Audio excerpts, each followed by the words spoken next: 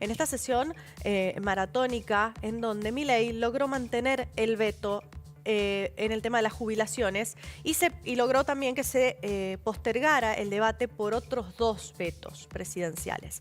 La mega sesión, convocada por la oposición para intentar revertir los vetos del presidente Milei, finalizó con una amplia victoria para el gobierno nacional y su pelea por sostener el equilibrio fiscal, pese a que la ley de emergencia de discapacidad obtuvo los votos necesarios para su promulgación. Se mantendrá vigente el rechazo del Ejecutivo al aumento de las jubilaciones. Por el momento también rigen los vetos a la ley de emergencia en Bahía Blanca por las inundaciones y la ley de moratoria, que no llegaron a ser tratados por falta de quórum. Después de varias horas de debate, el oficialismo ratificó uno de los frenos dispuestos a los proyectos de ley presentados por los bloques opositores. Aunque la jornada comenzó con un traspié, el apoyo que recibió el Poder Ejecutivo por parte de los gobernadores fue vital para poder revertir la situación.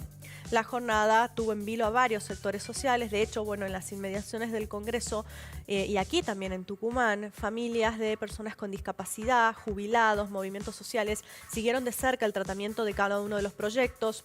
Una vez que se alcanzaron los 2 tercios, se habilitó el tratamiento del veto a la ley de emergencia en discapacidad.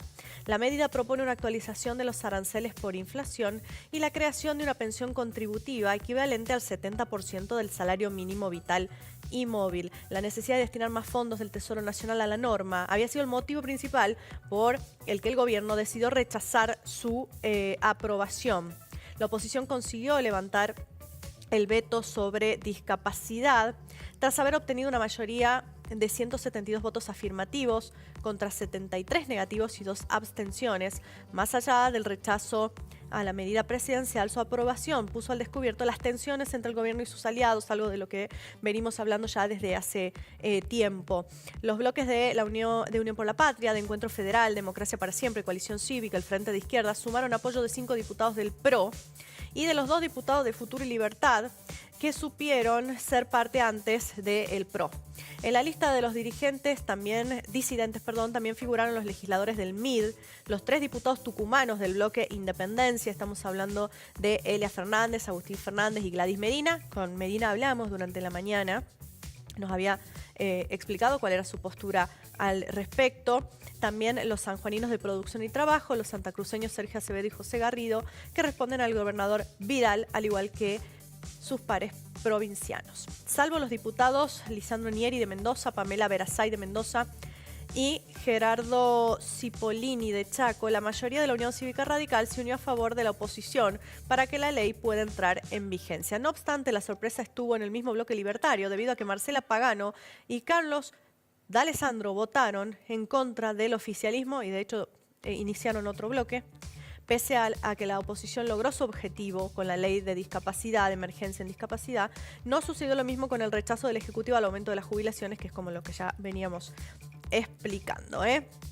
Y al respecto, el gobierno quiere evitar la implementación de esta ley. Por primera vez desde el inicio de la gestión, la oposición pudo voltear a la Casa Rosada un veto presidencial con el tema de la discapacidad, que recordemos que propone regularizar el pago a prestadores y actualizar aranceles, algo por lo que se ha protestado mucho en el país, también acá en Tucumán, por los atrasos que hay en los pagos, el esfuerzo que hacen muchas instituciones y profesionales para sostener la actividad, aún con deudas y desactualizaciones.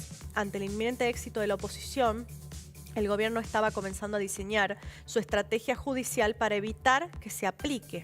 La Rosada, inclusive, estaba estudiando desde hace unos días un anuncio de mayores fondos para el sector de discapacidad que buscaba convencer a los diputados si es que el Ejecutivo daba gestos de colaboración.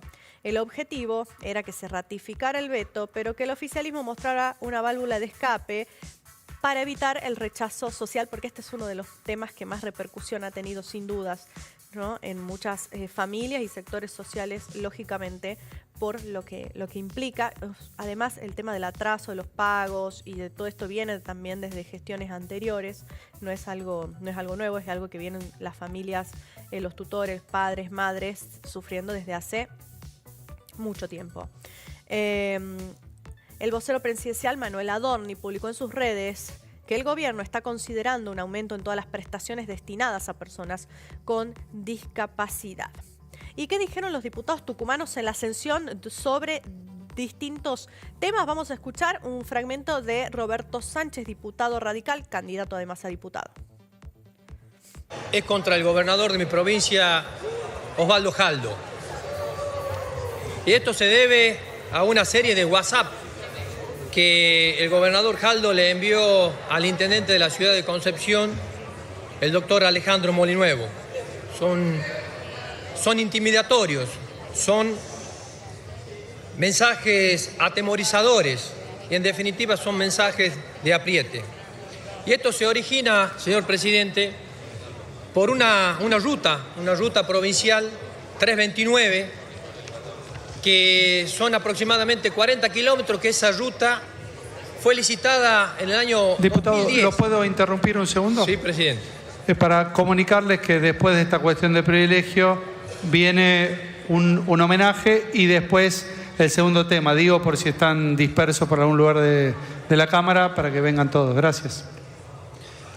Decía de que esta ruta viene con una larga historia. Una ruta que no estaba en condiciones y fue licitada para su reparación, como muchas otras rutas que necesitan ser reparadas, que están en pésimas condiciones en la provincia de Tucumán. Esto fue en el año 2010, cuando estaba de gobernador Alperovich, y era vicegobernador de ese momento Juan Mansur. Luego vino el gobierno de Juan Mansur, y como vicegobernador estaba el actual gobernador Osvaldo Jaldo. Y ahora ya lleva 2 años el gobernador Osvaldo Jaldo y no pueden terminar esta ruta. Estamos hablando de una ruta que tiene 15 kilómetros. Y lo que pasó es que, visto esto, el intendente de la ciudad, como veía que no se hacían las obras, le propuso poner parte del hormigón, parte de la obra de lo que es la obra con personal, y el gobierno provincial se comprometía a poner unas máquinas que la municipalidad no lo tiene. Lamentablemente el compromiso del gobierno de la provincia no se cumplió. Hace muy poquitos inauguraron un tramo de la ruta. Bueno, lo que menciona Roberto Sánchez tiene que ver con el desacuerdo entre la provincia y el municipio por la ruta 329. Recordemos que ayer inclusive la provincia había enviado, y Vialidad Provincial habían enviado una nota al municipio que conduce Alejandro Molinuevo para instarlo a que concluyan los trabajos de cordón cuneta para poder seguir con la capa asfáltica. Ese es el desacuerdo que hay, es hasta qué parte de la obra tenía que hacer uno para que otro la continuase, ¿no? Así que bueno, sigue evidentemente esta polémica, y quien también habló en el Congreso en relación a los proyectos que se estaban tratando es la diputada Paula Omodeo de Creo. Y la verdad que muchas de las cosas o de las ideas que quería expresar las ha expresado el diputado Monti con muchísima claridad. Quería justamente retomar lo último que dijo, y fue lo primero que se vino a la cabeza cuando empecé a ver la intención o este pedido de fondos por parte de las provincias.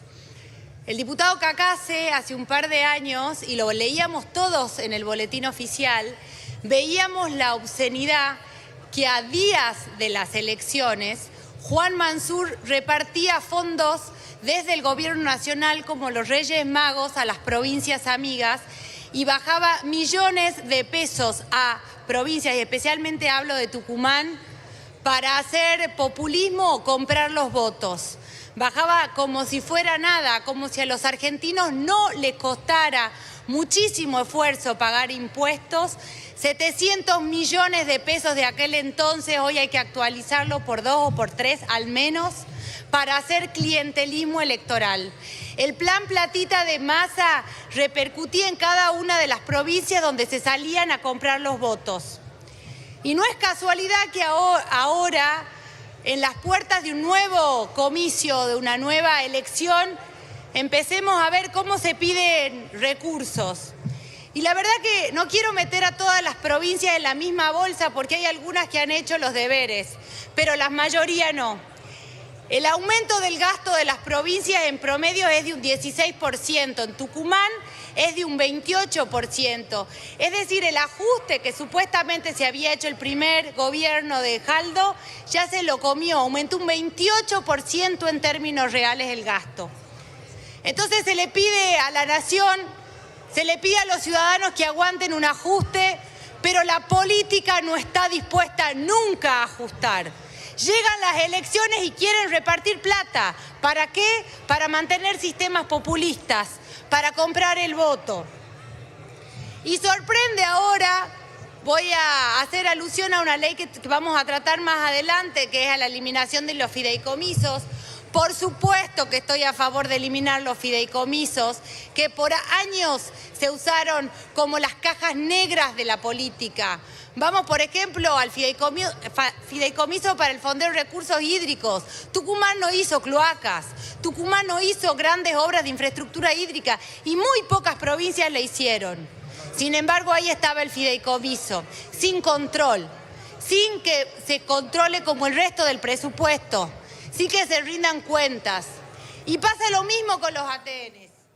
Bueno, y en cuanto a los votos de los tucumanos en lo que tiene que ver con la ley de emergencia, con la ley, perdón, del tema de la moratoria de los jubilados, los votos tucumanos que fueron en contra fueron los de Homodeo precisamente, Huesen, que es de La Libertad Avanza también del mismo bloque, y Campero, que están los tres trabajando en el mismo interbloque. El resto de los diputados tucumanos y votó a favor de que se les otorgue este aumento a los jubilados. Bueno, estamos hablando de todo el arco peronista más Roberto Sánchez. Bueno, y Campero, Mariano Campero, se expresó en las redes sociales sobre lo sucedido en la sesión. El kirchnerismo está llevando adelante un golpe institucional contra el gobierno de Milei, dijo el radical. Vuelve a usar temas nobles para romper el equilibrio fiscal y da algunos números que tienen que ver con, bueno, con las normas que son de interés, ¿no? Tanto de discapacidad como las jubilaciones y pensiones, como los proyectos de los gobernadores por los ATN y también la emergencia en Bahía Blanca. Vamos con información que nos está llamando ahora, cambiamos de tema, volvemos a Tucumán.